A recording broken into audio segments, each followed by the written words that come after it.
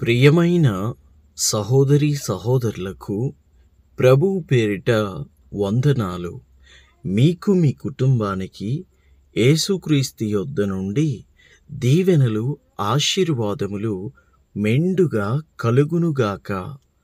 ఈరోజు యేసుక్రీస్తు యొద్ద నుండి మీకు బంగారు మాట, దేవుని వాగ్దానము. మత్తయి సువార్త 9వ అధ్యాయము 29వ వచనము. వారు నమ్ముచున్నాము ప్రభువా అని ఆయనతో చెప్పిరి. అప్పుడాయన వారి కన్నులు ముట్టి, మీ నమ్మిక చొప్పున మీకు కలుగుగాక అని చెప్పినంతలో వారి కన్నులు తెరువబడెను.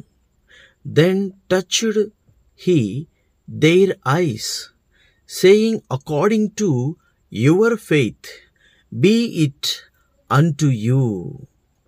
మీ నమ్మిక చొప్పున మీకు జరుగునుగాక అని ప్రభువు వారితో మాట్లాడుతున్నాడు. ఎవరు వీరు? వీరు గ్రుడ్డివారు.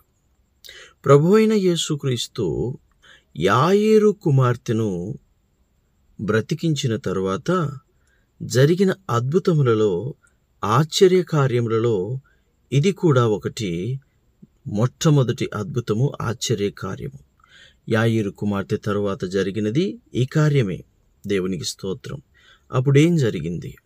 ఇదే అధ్యాయము 27వ వచనంలో నుండి చూసినట్లయితే, యేసు అక్కడ నుండి వెళ్ళుచూ ఉండగా ఇద్దరు గ్రుడ్డివారు ఆయన వెంట వచ్చి, దావీదు కుమారుడా, మమ్మును కనికరించుము అని కేకలు వేసిరి. ఆయన ఇంట ప్రవేశించిన తరువాత ఆ గ్రుడ్డివారు ఆయన యొద్దకు వచ్చిరి. యేసు, నేను ఇది చేయగలనని మీరు నమ్ముచున్నారా అని వారిని అడుగగా, వారు నమ్ముచున్నాము ప్రభువా అని ఆయనతో చెప్పిరి. అప్పుడాయన వారి కన్నులు ముట్టి, మీ నమ్మిక చొప్పున మీకు కలుగుగాక అని చెప్పినంతలో వారి కన్నులు తెరువబడెను. అప్పుడు యేసు, ఇది ఎవరికినీ తెలియకుండా చూచుకొనుడని వారికి ఖండితముగా ఆజ్ఞాపించెను. ఆయనను వారు వెళ్ళి ఆ దేశమందంతటా ఆయన కీర్తి ప్రచురము చేసిరి. దేవునికి మహిమ కలుగునుగాక. గ్రుడ్డివారు, లోకమేమీ కనబడ్డం లేదు.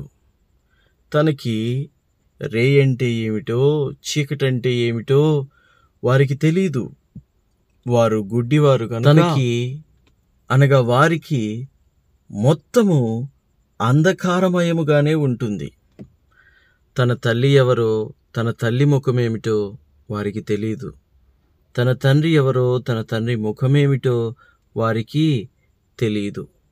తన అన్నదమ్ములను చూడలేరు, తన అక్క చెల్లెళ్లను చూడలేరు, తన బంధువులను చూడలేరు, తన రక్త సంబంధికులను చూడలేరు, తన స్నేహితులను చూడలేరు. వారు కేవలం వినగలిగేవారే, కానీ చూడలేనటువంటి స్థితిలో వారెంతగానో ఒక ఆశగని ఉన్నారు. అదేమిటంటే, మేమును చూడాలి, లోకాన్ని చూడాలి అనే ఒక ఆశ అయితే కొని ఉన్నారు. అయితే ఎవరు బాగు చేస్తారు? ఎక్కడ బాగు చేస్తారు? ఎవరు బాగు చేసేవారు లేరు కదా. కానీ వారికి ఎవరో చెప్పారు, ఎవరో చెబితే వారు విన్నారు. ఏమని అంటే, యేసు కుష్ఠి రోగులను బాగు చేస్తాడు, కుంటివారిని లేవనెత్తి నడిపిస్తాడు, రక్తస్రావం కలిగిన రోగులను బాగు చేస్తున్నాడు, ఆయన చనిపోయిన వారిని లేపుతున్నాడు, దెయ్యాలను వెళ్ళగొడుతున్నాడు. ఆయనకు అన్ని రోగాలు భయపడుతున్నాయి, అన్ని దెయ్యాలు, దురాత్మలు ఆయన పేరెత్తగానే హడలిపోతూ ఉన్నాయి అనే సమాచారము ఆ గ్రుడ్డివారు విన్నారు. ఒక మంచి శుభవర్తమానమును, సువార్తను వారు విన్నారు. అయితే వారు వినగా యేసును గురించినటువంటి మాటలు వారు వినగా నిరీక్షణ కలిగి వారు ఉన్నారు గనుక ఆ నిరీక్షణ మరి ఫలించే సమయం వచ్చింది. ఆ సమయం ఏమిటంటే, ప్రభువైన యేసుక్రీస్తు వారికి దగ్గరగా వెళ్ళడమే ఆ యొక్క సమయము.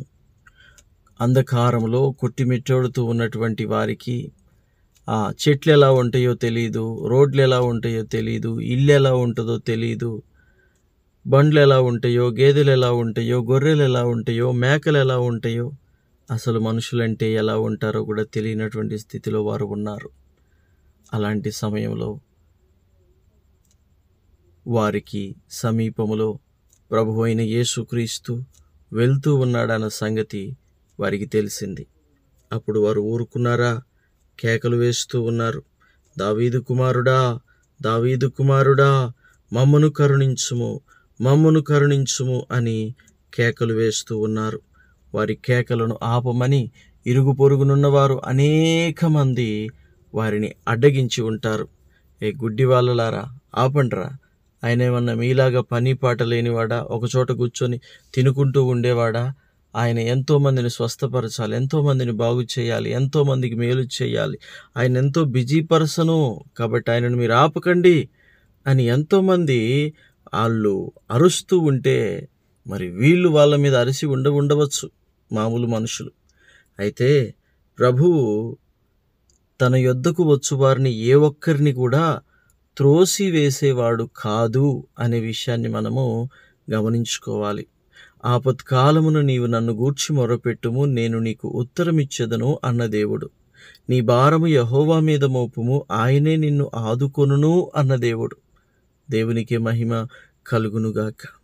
మంచి కాపరి తన గొర్రెల కొరకు ప్రాణం పెట్టును అని చెప్పిన దేవుడు. అవి గుడ్డి గొర్రెలా, కుంటి గొర్రెలా అని కాదు, అవి తన గొర్రెలా కాదా అనేదే లెక్క. అంటే తన యందు విశ్వాసముంచిన వారా కాదా అనేదే లెక్క తప్ప మరొకటి ఇంకొకటి ఏది కూడా లెక్కలోనికి రానే రాదు. దేవునికి మహిమ కలుగునుగాక. అలాంటి సమయంలో ప్రభువైన యేసుక్రీస్తును వారు విశ్వసించారు, నమ్మారు. ఏమనంటే యేసయ్య మాకు కళ్ళిస్తాడు, కళ్ళొస్తే మేము చూడగలుగుతాం అనేది వాళ్ళు నమ్మారు. అంతకుముందు వారికి చూపు అంటే ఏమిటో తెలుసా? తెలియదు. అసలు చూపు అంటే ఏమిటో వారికి తెలియదు. లోకం ఎలా ఉంటుంది అనేది కూడా తెలియదు. అసలు వారికి తెలియని విషయాన్ని వారు నమ్ముచూ ఉన్నారు. యేసు అని ఆయన ఉన్నాడా అంటే వింటే వినడమే తప్ప ఆయన్ని చూచిందెప్పుడు లేదు, ఆయన్ని తాకిందెప్పుడు, స్పర్శించిందెప్పుడు కూడా లేదు. యేసు ఉన్నాడా అంటే ఉన్నాడు అని విని నమ్ముచున్నారు. వాళ్ళు కేవలము విని నమ్ముచున్నారు. అంతేకాదు ఆయన స్వస్థపరుస్తాడని విని నమ్ముచున్నారు, చూచి నమ్మట్లేదు. దేవునికి స్తోత్రం. ఇక్కడ గ్రుడ్డివారు యేసును చూడక నమ్ముతూ ఉంటే, తోమా చూచి కూడా నీ గాయాలలో వేలు పెట్టి చూస్తే తప్ప నేను నమ్మను అన్నాడు. అక్కడ అంత నమ్మకంగా ఉండి తనతో పాటు తిరిగి, తనతో పాటు నిద్రించి, తనతో పాటు నడిచి, తనతో పాటు మాట్లాడి, తనతో పాటు నీళ్లు తాగి, తనతో పాటు ఆహారం తిని, తనతో పాటు పరిచర్యలో ఉన్న తోమా ఏమో యేసుని చూచి కూడా అవిశ్వాసిగా మాట్లాడుతూ ఉంటే, ఇక్కడ ఇద్దరు గుడ్డివారు మాత్రం అసలు లోకం అనేది ఉంటుంది, ఎలా ఉంటుందో కూడా తెలీదు, చూపు అంటే ఎలా ఉంటుందో తెలియదు వాళ్ళకి. అయినా కూడా వాళ్ళు నమ్ముచున్నది ఏమిటి అంటే యేసు మమ్ములను స్వస్థపరుస్తాడు, మేము చూస్తాము అని వారు నమ్ముచూ ఉన్నారు. దేవునికి మహిమ కలుగునుగాక.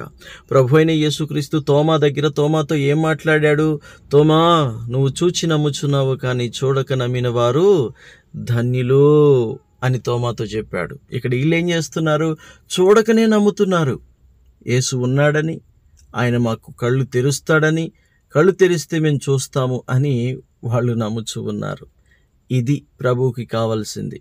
ప్రభు మీ జీవితాలలో అద్భుత కార్యాలు, ఆశ్చర్య కార్యాలు జరిగించాలి అంటే ఉన్న వాటిని, చూసిన వాటిని మీరేదేదో లెక్కలేసుకొని నమ్మడం కాదు. నీ లెక్క వేరు, దేవుడి లెక్క వేరు. నీ నీతి వేరు, దేవుడి నీతి వేరు. నీ ఆలోచనలు వేరు, దేవుడి ఆలోచనలు వేరు. నీ తలంపు వేరు, దేవుని తలంపు వేరు.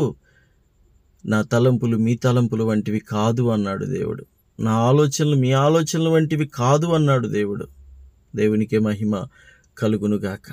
మన ఆలోచనలతో మనం ఆలోచించుకొని మన లెక్కలు మనం వేసుకొని దేవుని నమ్మటం కాదు, ఆయన్ని నమ్మేయాలి అంతే. ఇంకా దేవునికి స్తోత్రం కలుగునుగాక. స్వస్థతలో కావచ్చు, ఆశీర్వాదంలో కావచ్చు, ఏ విషయంలోనైనా సరే ఆయనను నమ్మితే ఆయన గొప్ప కార్యము చేస్తాడు. దేవునికి మహిమ కలుగునుగాక. ఇప్పుడు ఆయన ఏం చేశాడు? మీరు నమ్ముచున్నారంటే వాళ్ళు మేము నమ్ముచున్నాం అనగానే అప్పుడు ఆయన అన్నాడు, మీ నమ్మిక చొప్పున మీకు కలుగుగాక అని చెప్పినంతలో వారి కన్నులు తెరవబడ్డాయి. ఎంత గొప్ప విశ్వాసం అండి! అదేనండి, చూచి నమ్మిన వాడి కంటే చూడక నమ్మినవాడు ధన్యుడు అని. వీరు చూడకయే నమ్మారు. కేవలము యేసుక్రీస్తుని గురించి విన్నారు. విని కేవలము చూడక కూడా నమ్మారు. అసలు వాళ్ళు చూడని దానిని నమ్మారు. దేవునికి మహిమ కలుగునుగాక. మనం కూడా అలాగును నమ్మి అలాగును విశ్వాసం ఉంచి ప్రభువు గొప్ప కార్యాలు, ప్రభువు గొప్ప ఆశీర్వాదాలు పొందుకోవాలి. అలా పొందుకుందుముగాక. ప్రార్థన. తండ్రి, మీకు వందనాలు. దేవా, మీకు స్తుతులు స్తోత్రాలు. అయ్యా, ఈ వాక్యం విన్న ప్రతి బిడ్డని జ్ఞాపకం చేసుకోండి. మీ కృపలో ఈ బిడ్డలను, వారి కుటుంబాలను జ్ఞాపకం చేసుకోండి. అవిశ్వాసం అనేది కలగకుండా బహుబలమైన విశ్వాసంతో నీ బిడ్డలను నింపి నీ వాక్యానుసారంగా, నీ చిత్తానుసారంగా నడుచున్నట్లుగా సహాయం చేయండి. చూచి నమ్ముట కంటే చూడక నమ్మిన వారు ధన్యులు గనుక వారి పట్లనే గొప్ప కార్యాలు మీరు చేస్తారు గనుక మిమ్మల్ని చూచో లెక్కలేసో కాదు, కానీ విశ్వాసము నీ మీద ఉంచి నిన్ను నమ్మి మేము బాగుపడతాం, మేము దీవించబడతాం, మేము స్వస్థత పొందుకుంటాం, మేము ఆశీర్వదించబడతామని నమ్మే గొప్ప మనస్సును, ఆత్మను, ఆత్మీయతను దయచేయమని యేసుక్రీస్తు శ్రేష్టమైన దివ్యమైన నామంలో ప్రార్థన చేయుచున్నాము తండ్రి. Amen, amen, amen.